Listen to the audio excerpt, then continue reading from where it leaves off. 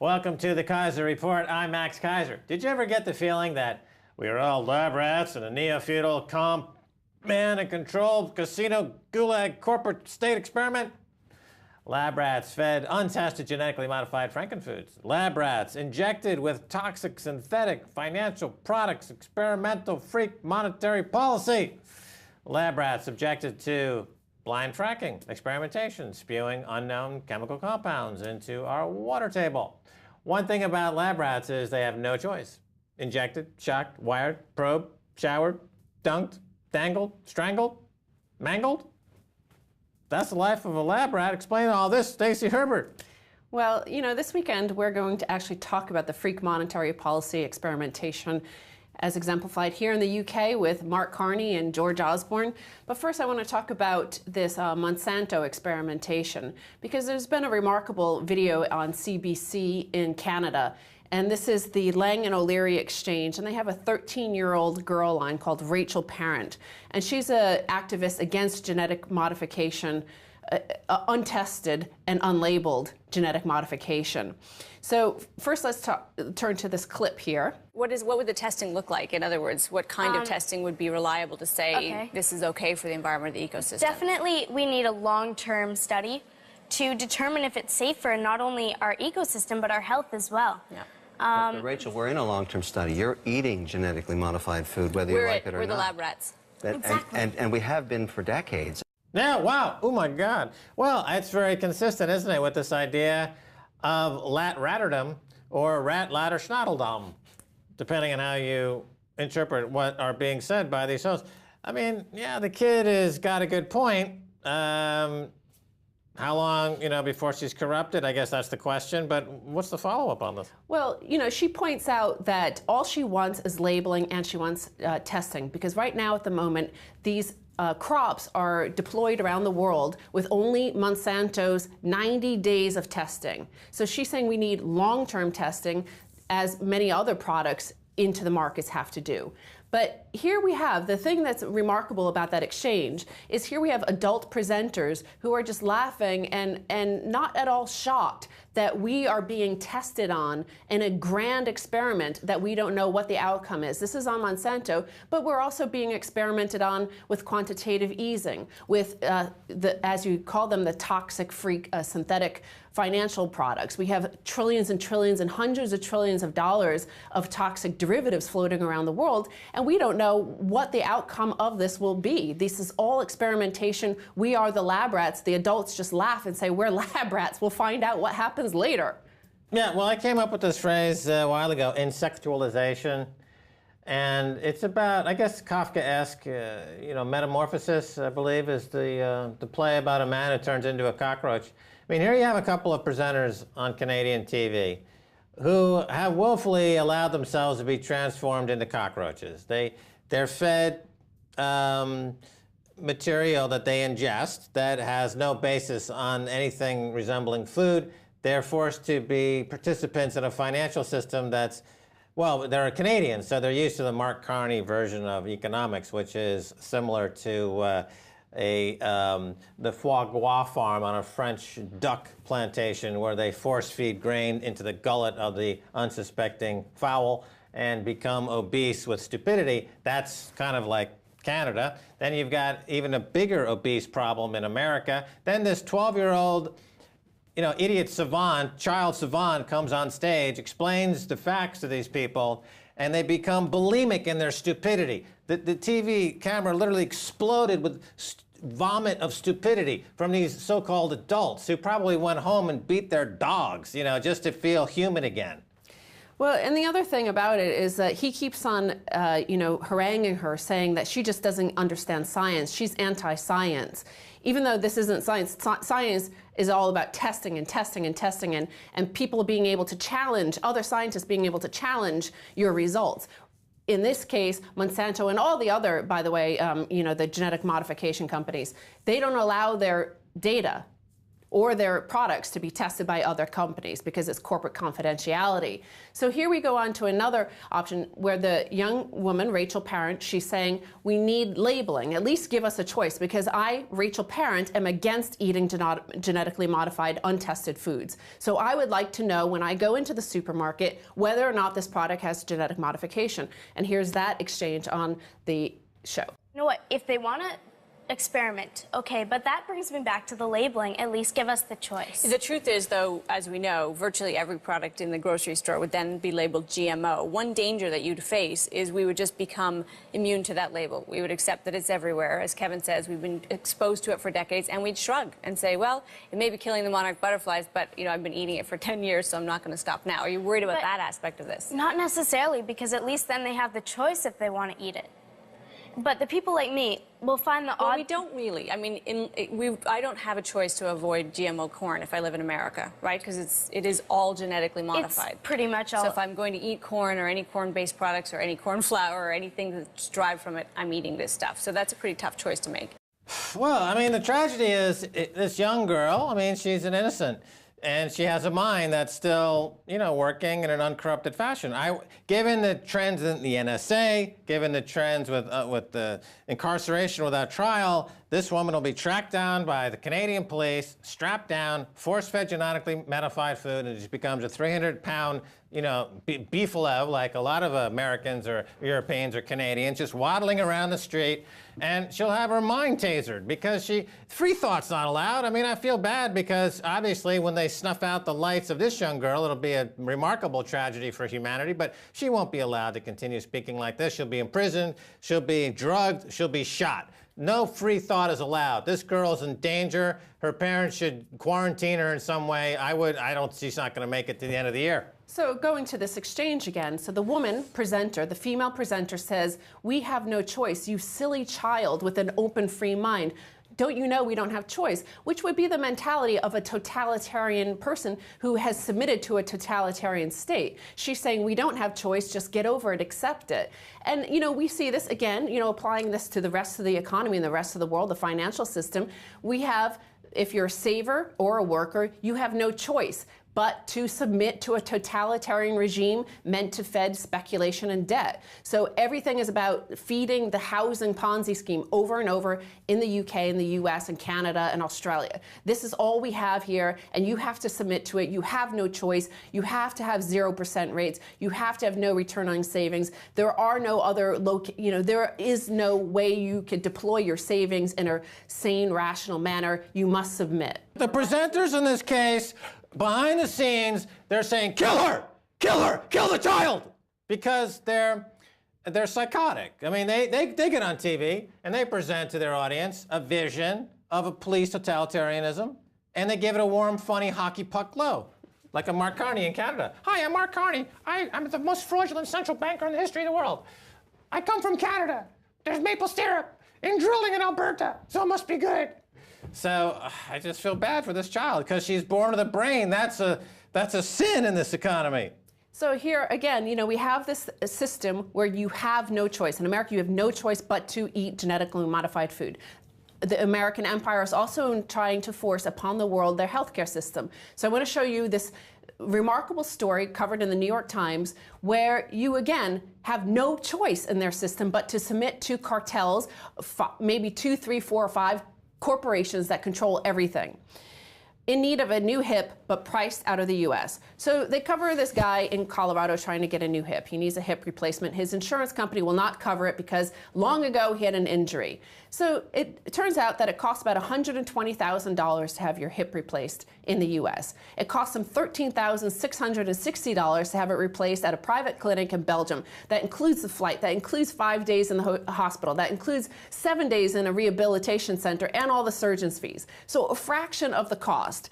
Well, the problem is that though the hip replacement parts have not changed in decades, they're the same exact part, they're charging exorbitant fees. In fact, the list price of total hip implant increased by 300% between 1998 and 2011. And the reason is that is a result, economists say, of how American medicine generally sets charges.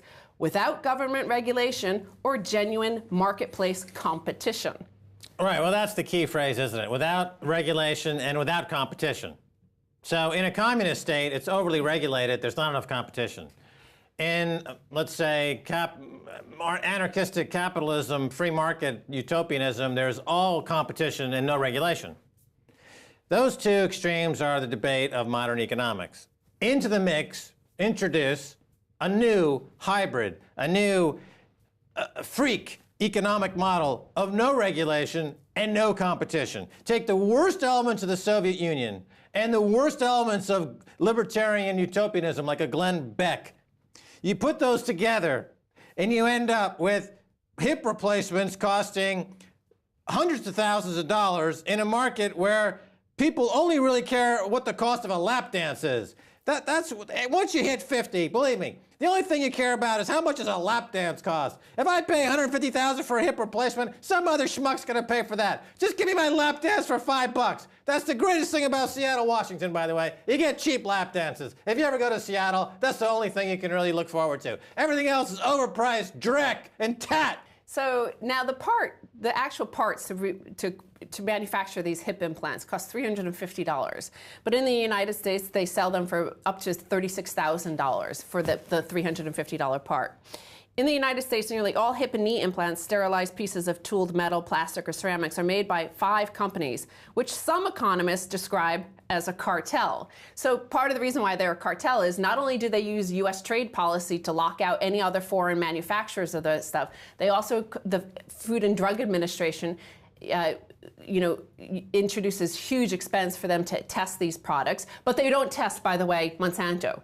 Monsanto is able to submit 90 days of testing of their own products that the FDA isn't allowed to look at. Well, wait till Verizon gets involved in this hip replacement cartel. So you have Verizon, hip cartel replacement, and the NSA. So anytime you want to take a step forward, you're going to get a call on your hip replacement cell phone that'll be wirelessly connected to your subconscious, and it'll say, Verizon and the NSA now authorize you to take a step forward. Clunk. You may take another step forward. I'm sorry, you stepped on the wrong step. We're going to have to charge you for being on the planet Earth. And there's Obama. Stacy Herbert, thanks so much for being on the Keiser Report. Thank you, Max. All right, stay tuned for the second half of the show. A whole lot more.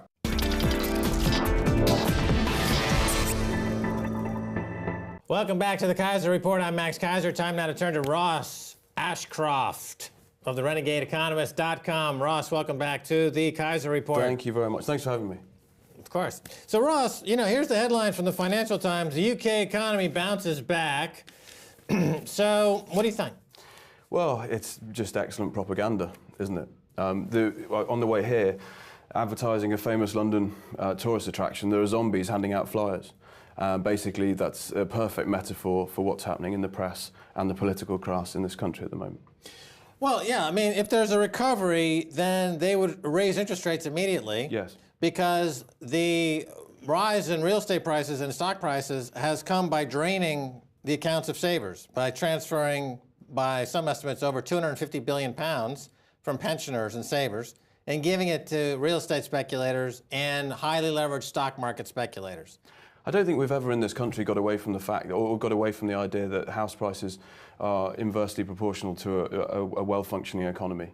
We still think that Britain generally, or certainly the baby boomer generation, have funded everything out of escalating house prices.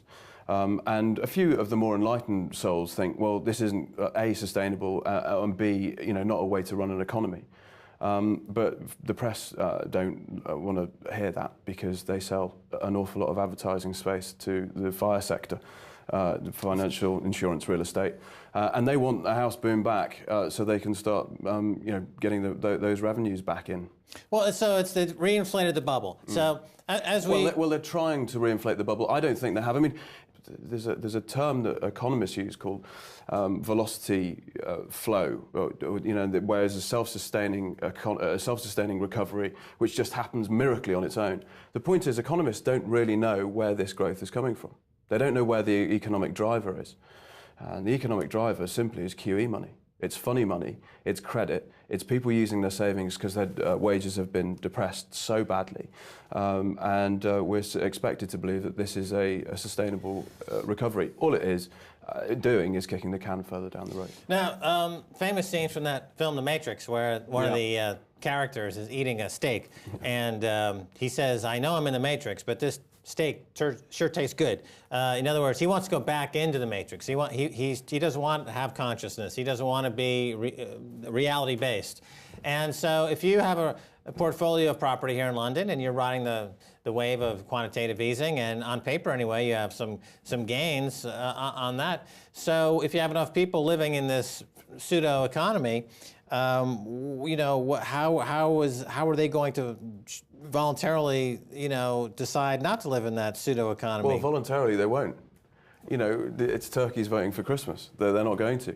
So, but economic reality ultimately bites, and you can't carry on doing this. So, you know, and it's the look. We've used all the metaphors. It's the drug addict. We have used all the metaphors. Now, I followed your work for years. You made that fantastic film, The Four Horsemen of the Apocalypse, which is available on DVD. You've got a book that goes with it. That's a plug. Okay, now you've been charting, you know, keeping track of all this for years now. And when Mark Carney, this new hockey puck to the head, brain damaged central banker, is now making statements for the press, and you know he's got a nice tie on, and the people think he's popped out of that show about the Mad Men, you know, he talks about escape velocity. That the economy will grow to a point where you're saying the momentum will kick in, its own self-sustaining momentum, and therefore the debt. The trillions now. It looks like Britain's going to have $4 trillion in debt in the next 36 months, up from $1 trillion and up from $800 billion just a few years ago. That their tax revenues are going to pay this debt. He's going to hit the escape velocity. No, not going to happen. I mean, you know, the reason why you use all these metaphors is try and meet people where they're at, because bankers and the press deliberately use all this language, archaic language or corporate jargon to put people off the trail. Escape velocity is rubbish. You know, it's fairy tale stuff. And the idea that the press are now talking about Carney in this way, that he's good looking or he's got a nice tie or his hair's quite nice, gives you a perfect depiction of what's happening. All right, well, let's just get into some of Carney's lies, because he's a lying schnook. He says the inflation is subdued. It's only at 2.9%. That's a lie, Mark Carney. Explain to the people that lie. Well, you know, it's statistics, isn't it? And you can fudge anything. And especially if you're as cynical as the current governing party in the UK, you can use statistics to cover any. Well, let me give an example of this. Let me give your thoughts on this. Just as was pointed out to me recently by Mitch Firestein, another frequent guest on the show. Yeah. He makes an excellent point. He's talking about education costs. Yeah. And he's saying that the education cost is increasing quite dramatically in this country with all the top-up fees and everything that goes on with that education. It's something doubled, the cost have doubled in the last 5 or 6 years, roughly. And he's saying, well, that's included in the GDP. So they point to that and say that's growth. However, when they calculate inflation, the CPI, they're saying at 2.9%, they don't count inflation. But you see, they don't count education, I'm sorry. So you can do anything you want. Right. But, you know, the politician thinks of the next election, the statesman thinks of the next generation. There are kids now coming out of university with debt that is frankly unpayable, and they're going to inherit a mess that is mind-boggling. It takes a generation to earn it, a generation to spend it, and a generation to pay for it. And what we're seeing at the moment in this party is the generation who are spending it. All right, now, Ross, he also talks about the fact, I'm talking about Mark Carney, the charlatan Bank of England governor who's lying on BBC all week. He says that the bank will keep rates at 0.5% till unemployment gets to below 7%. Now, even Milton Friedman, the god of neoliberalism, said there's no connection between employment and interest rates. Well, and he's right. And the thing about Friedman is that you can't discard it all. There's some really good stuff in there. There's a lot of it which is absolute rubbish. What Carney's saying with that announcement is, or that stance is, he's saying to his mates, get hold of a load of this cheap money and speculate like hell with it, because this is going down, this ship's going down, you might as well have the last hurrah. Right, and the people who are suffering so-called austerity are doing so because there's been a wealth transference from one portion of society to another portion. There's been a wealth transference. This has been a transference of wealth from the masses to a few speculators. Now, he also talks about, Carney never mentions LIBOR rigging, the ISDA fix rigging, the amount of fraud in the system. LIBOR rigging, we mentioned, the money laundering by the big banks in the City of London. Hundreds of billions, trillions of pounds worth of funds that could be made available for a productive economy if there was any rule of law in the City of London. I've said on the show a few times that other countries outsource their fraud, their banking fraud and finance fraud, to the City of London. Is that a fair characterization? It is fair, because in the UK we have what's now a rentier society. So we could sit here on this show and go after any number of legalised theft. But actually, to get a decent perspective of it, what you need to do is go further back in history. And one of the greatest coups neoliberalism pulled off was to remove the word rent, or remove the rent-seeking analysis from economic textbooks. Now, that isn't conspiracy theory. That's what happened. Right? And also, I was talking to Ann Pettifer, a wonderful economist, about this, and they also removed the negative effects of deflation from pretty much all the Ivy League university economic textbooks. Well, if you live in a rentier society, someone has got to live off somebody else. It's producer and predator. And what you're seeing at the moment is people farming out their dirty laundry to London because they've still got an empire state of mind that I can get a free lunch from somebody else and get away with it. Yeah, the laws are very permissive for fraud. Yeah, well, it's geared because what happens in a rent-seeking economy or a rentier society is government gets captured by the rent seekers.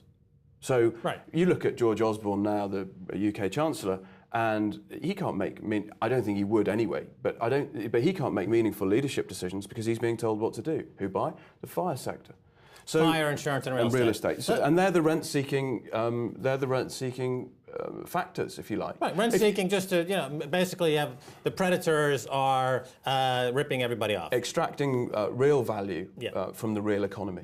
With no risk. I think that's the key. With zero risk. They're not taking, they're portrayed as entrepreneurs who are risk takers. No, here's the key point.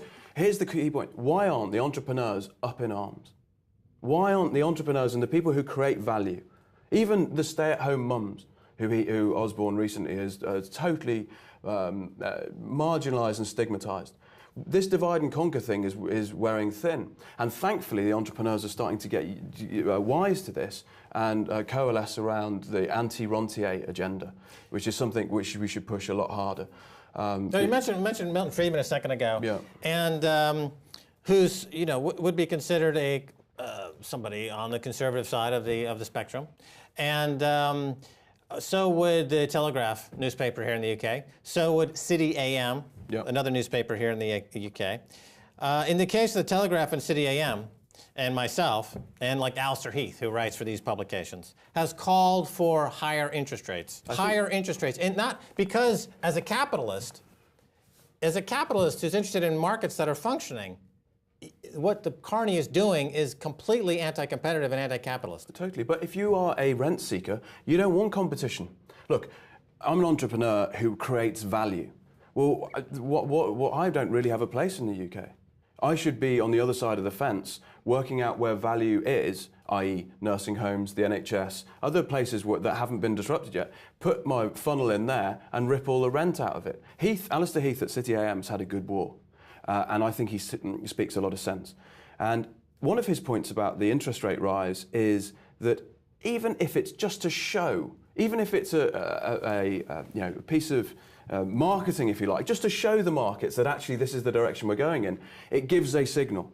Otherwise, we've got 3 lost decades. Plus, it would mean that banks would have to compete with each other for deposits and funds. Well, but you don't want rent seekers competing with rent seekers. Right. So what you do is... It's anti-competitive. Yeah. So it's monopoly. Rent seeking is monopoly.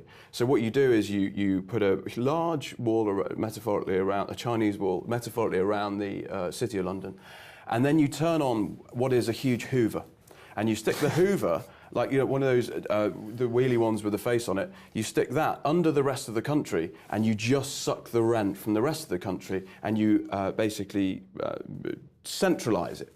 Or you concentrate it in one place and call it capitalism. So you have the monopoly board, that is the UK economy, run by monopolists.